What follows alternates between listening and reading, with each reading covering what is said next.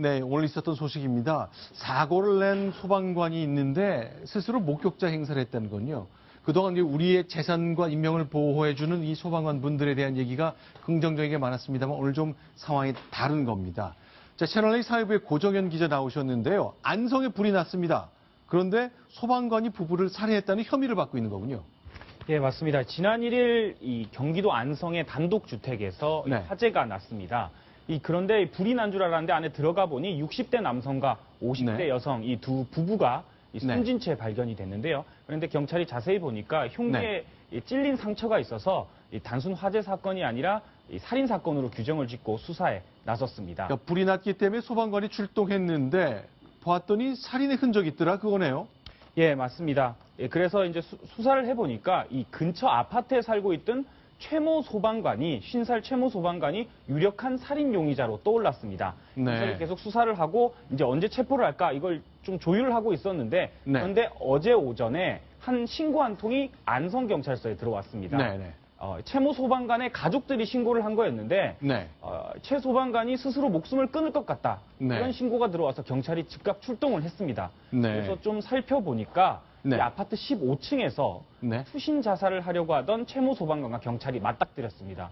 그래서 이 경찰이 뛰어드니까 제초제 반병을 마신 최모 소방관이 15층 아래에서 뛰어내렸는데 그런데 14층에 있는 복도로 떨어졌습니다. 경찰이 이 계단을 통해서 바로 내려갔고 그런데 딱 다시 마주쳤는데 이번에 다시 또 한 번 최모 소방관이 투신을 시도했습니다. 자, 50세 소방관입니다. 이웃에 살고 있는 64세 남성 그리고 57세 여성 그 부부를 숨지게 한 혐의를 받고 있거든요. 그런데 문제는 최초의 이 화재 사고 났을 때 저희가 채널A 사회부가 취재를 해봤더니 이분이 뭔가 얘기를 좀 해주셨어요.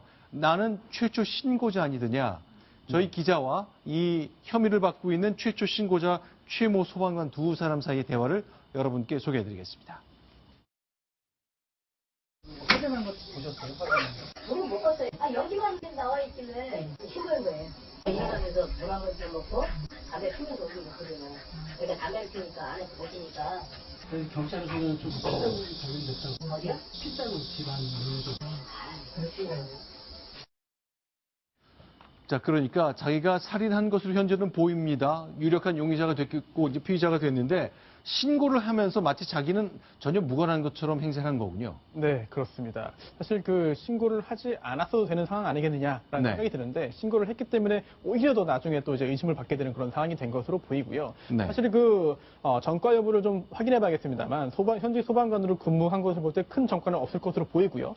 그런 상황에서 이러한 그 엄청난 범죄, 즉 강도 살인에다가 방화까지 했거든요. 이런 범행을 저지른 직후기 때문에 일단 그 정신적으로도 좀 매우 혼란스러운 상황이었지 않았을까. 그렇기 때문에 이제 안 해도 되는 신고를 했고 오히려 이제 그 적발의 그런 그 계기를 스스로 제공한 것이 아닌가 생각이 됩니다. 오정현 기자, 그런데 이건 어떻습니까? 실제로 저희 기자가 취재할 때 처음에는 최초 신고자로 알고 소방관과 대화를 나눴는데 굉장히 상세하게 설명을 했잖아요. 이젠 전혀 상황이 달라진 거군요. 네, 맞습니다. 저희 취재 기자, 수원에 있는 취재 기자가 한번 직접 이 안성에 가서 지난 1일 새벽 불이 나자 오전에 직접 가서 취재를 했습니다. 그래서 수소문을 했더니 이 소방관이 처음 신고를 했다. 이렇게 해서 직접 가서 질문을 했습니다. 이 컴퓨터를 하고 있던 최모 소방관이 순순히 취재에 응하면서 이 말 저 말을 해줬는데요. 매우 자세히 얘기를 해줬습니다. 전혀 태연하게 자신은 이 일이 그냥 연기가 나서 신고를 했을 뿐이다. 이렇게 말을 해줬는데요. 전혀 의심을 하지 못했다고 합니다. 다만 이 소방관인데 이 화재 현장에 대해서 좀 자세히 묘사하지 못하고 이 불이 연기가 나서 신고를 했다. 이 말만 반복했던 점에 있어서 저희 취재 기자가 살짝 의구심은 가졌다고 말을 합니다. 자, 그런데 이제 일단 사망한 두 부부와 이 피의자 사이는 좀 이웃이잖아요. 실제로 저희 기자가 통화를 해봤을 때 이분이 최초 신고자 자격으로 얘기를 할 때 내부 상황은 잘 묘사했고 화재를 직접 신고했지만 화재란 내용은 잘 못했다고 하는데요. 그 내용도 이어서 계속 들어보겠습니다. 연배가 원래 차이가 나가지고 화초 같은 거 하시는 것 같은데 옛날에 조경 장난하세요. 그 위에 은행나무 있는데 심어놨는데 화초 같은 거 누가 이렇게 심어달라고 그러면은 심어가지고 납품해준다고 얘기했어요. 원한 건데 살만한 분 아니에요? 원래 참아 좀 착하세요. 네, 저 장면입니다. 자, 안성에는 저 자택인데 불이 나기도 했지만요. 실제로 피의자 얘기를 하는데 일단은 자백한 것처럼 보이네요. 네, 그렇습니다. 자백을 했습니다. 살해 사실 그리고 방화 사실을 자백을 했고요. 또한 또 범행의 목적과도 일단 경찰 단계에서 자백을 했습니다. 이렇게 흉악한 범죄를 저지른 그런 이유가 뭐냐라고 했더니 돈을 빼앗기 위해서 이러한 행위를 했다라고 했고요. 그렇다면 돈이 왜 필요했느냐라는 점에 대해서도 의문이 있는데요. 실제로 이제 아직까지 100% 이제 확인이 된 건 아닙니다만 일단 도박 빚을 갚기 위해서 돈이 필요했고 또 이 돈을 갚기 위해서 이번 범행을 저지른 것으로 현재까지는 확인되고 있습니다. 일단 제초제를 소량 마셨고 또 아파트 15층에서 투신하기 위해서 몸을 2번이나 던졌잖아요. 네. 현재 상황은 어떻습니까? 네, 제초제에 반병을 마시고 2번이나 투신 시도했던 이 최모 소방관은 현재 생명에는 지장이 없다고 합니다. 경찰은 일단 최 소방관이 제초제 반병을 마신 상태이기 때문에 충남의 한 병원에서 치료를 받게 하고 있는데요. 생명에 지장이 없기 때문에 이 몸 상태가 호전되는 대로 구속영장을 경찰이 신청할 예정입니다. 자, 그런데 유서를 남겼다고 하잖아요. 근데 유서를 보면 내가 뭔가 괴로움 때문에 스스로 목숨을 끊으려 해서 유서는 남겼지만 내가 이 두 사람을 살해했다. 이런 말은 담겨있지 않다 그러는데요.